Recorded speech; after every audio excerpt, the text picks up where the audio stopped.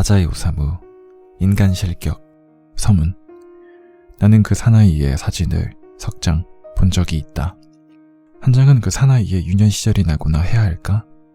10살 전후로 추정되는 때의 사진인데 굵은 줄무늬 바지를 입은 아이가 여러 여자들에게 둘러싸여 괄호 열고 그 아이의 누나들, 누이 동생들, 그리고 사촌 동생들로 생각된다. 괄호 닫고 정원 연못가에 서서 고개를 왼쪽으로 30도쯤 갸우뚱 기울이고 보기 흉하게 웃고 있다. 보기 흉하게? 그렇지만 둔감한 괄호 열고 미추 따위에 관심이 없는 괄호 닫고 사람이라면 그냥 지나가는 말로 귀여운 도련님이군요 라고 적당히 사탕발림을 해도 그것이 괜한 공치사로는 들리지 않을 만큼은 말하자면 통속적인 귀염성 같은 것이 그 아이의 웃는 얼굴에 없다는 것은 아니다. 그러나 조금이라도 미추에 대한 감시관이 있는 사람이라면 언뜻 보기만 해도 금방 몹시 기분 나쁘다는 듯이 정말 섬뜩한 아이군 하고 송충이라도 털어내듯이 그 사진을 내던져 버릴지도 모른다. 정말이지 그 아이의 웃는 얼굴은 자세히 보면 볼수록 뭐라 표현할 수 없는 섬뜩하고 으스스한 것이 느껴지는 것이다. 애당초 그건 웃는 얼굴이 아니다. 이 아이는 전혀 웃고 있지 않고 있다. 그 증거로 아이는 양손을 꽉 쥐고 서 있다. 사람이란 주먹을 꽉 쥔 채 웃을 수는 없는 법이다. 그것은 원숭이다. 웃고 있는 원숭이다. 그저 보기 싫은 주름을 잔뜩 잡고 있을 뿐이다. 주름투성이 도련님 이라고 부르고 싶어질 만큼 정말이지 괴상한, 왠지 추하고 묘하게 욕지기를 느끼게 하는 표정의 사진이었다. 나는 지금까지 이렇게 괴상한 표정의 소년을 본 적이 한 번도 없다. 두 번째 사진 속의 얼굴, 이건 또 깜짝 놀랄 만큼 변해 있다. 교복 차림이다. 고교 시절 사진인지 대학 시절 사진인지는 분명치 않지만 어쨌든 대단한 미남이다. 그러나 이것 또한 이상하게도 사람이라는 느낌이 전혀 들지 않는다. 교복 왼쪽 가슴에 있는 주머니에는 하얀 손수건을 꽂고 등 의자에 걸터 앉아 다리를 꼬고 그리고 이번에도 역시 웃고 있다. 이번 미소는 주름투성이의 원숭이 웃음이 아니라 꽤 능란한 미소가 되어 있지만 그러나 인간의 웃음이라고 하기에는 어딘지 걸린다.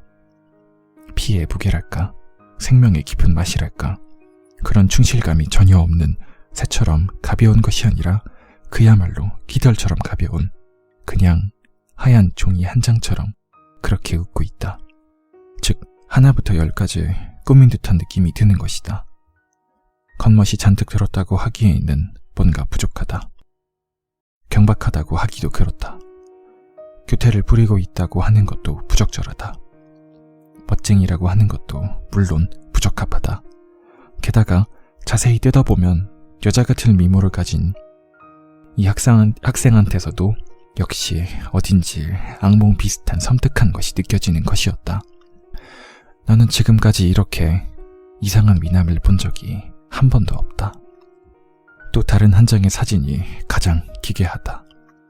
이제는 나이를 짐작할 수도 없을 정도다. 머리는 희끗희끗하다.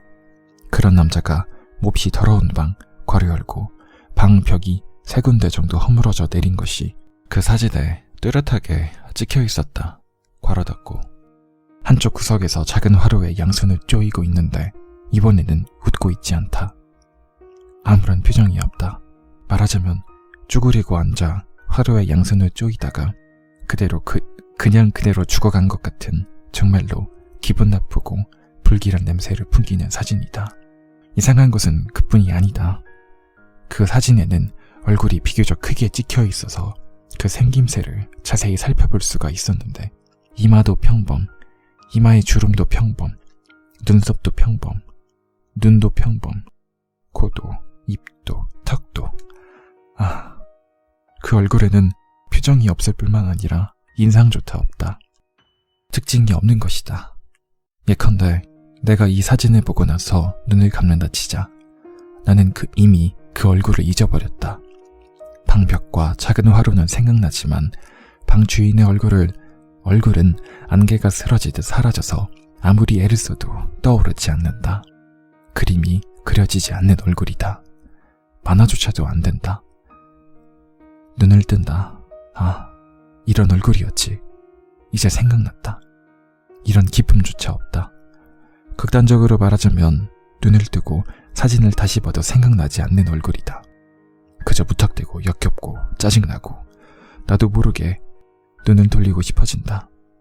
소위 죽을 상이라는 것에도 뭔가 좀 더 표정이라든가 인상이라든가 그런 것이 있을 텐데 사람 몸뚱이에다 짐 끄는 말에 목이라도 갖다 붙이면 이런 인상이 되려나? 어쨌든 딱히 무엇 때문이랄 수도 없이 보는 사람을 섬뜩하고 역겹게 한다. 나는 지금까지 이렇게 기묘한 얼굴의 남자를 역시 본 적이 한 번도 없다. 첫 번째 수기. 부끄럼 많은 생애를 보냈습니다.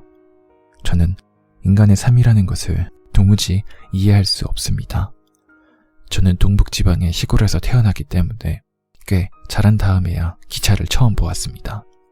정거장에 있는 육교를 올라갔다 내려갔다 하면서도 그것이 선로를 건너기 위해서 만들어졌다는 사실은 전혀 생각 못하고 다만 그것이 정거장 구내를 외국의 놀이터처럼 복잡하고 즐겁고 세련되게 만들기 위해서 설치된 것이라고만 믿었습니다. 그것도 꽤 오랫동안 그렇게 믿고 있었던 것입니다. 계단을 올라갔다 내려갔다 하는 일이 저에게는 퍽이나 세련된 놀이로 생각되었고 철도청이 제공하는 서비스 중에서도 가장 괜찮은 서비스 중 하나라고 생각하고 있었습니다. 나중에 그것이 단순히 손님들이 선로를 건너다닐 수 있도록 만들어진 극히 실용적인 계단에 지나지 않는다는 사실을 알고 나서는 단박에 흥이 깨졌습니다.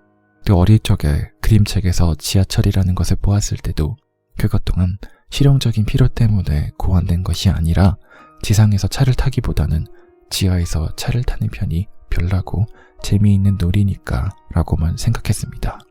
저는 어렸을 때부터 몸이 약해서 자주 병치레를 했습니다.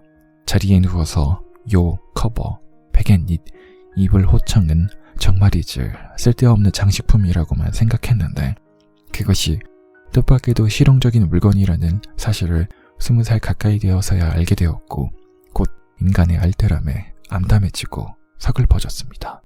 또 저는 배고픔이라는 것을 몰랐습니다. 아니, 그건 제가 의식주가 넉넉한 집안에서 자랐다는 그런 시간방진 뜻이 아니고 공복이라는 감각이 어떤 것인지 전혀 알 수가 없었던 것입니다. 이상하게 들리겠지만 저는 배가 고파도 그걸 느끼지 못했습니다. 초등학교, 중학교 때 제가 학교에서 돌아오면 집안 사람들이 저런 배고프지? 우리도 그랬거든. 학교에서 돌아왔을 때처럼 배고픈 때가 없지. 단 콩은 어때? 카스텔라도 빵도 있단다.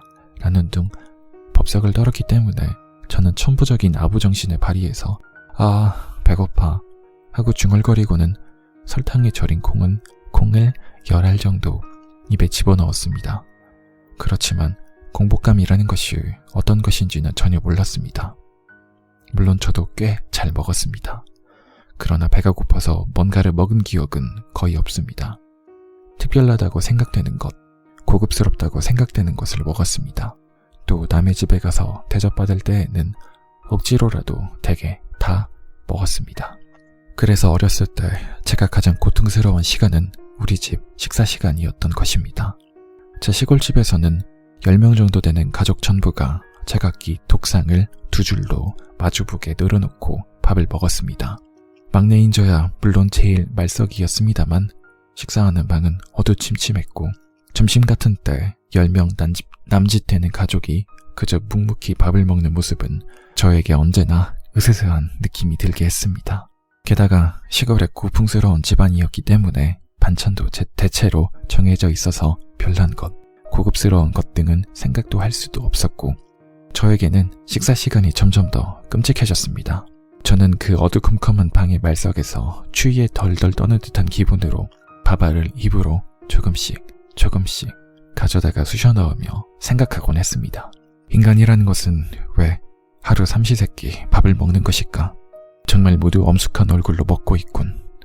이것도 일종의 의식 같은 것이어서 가족이 삼시세끼 시간을 정해놓고 어두컴컴한 방에 모여서 밥상을 순서대로 늘어놓고 먹고 싶지 않아도 고개를 숙이고 말없이 밥알을 씹는 것은 집안에서 꿈틀거리고 있는 영혼들에게 기도하는 의식인 것은 아닐까? 네, 여기까지입니다.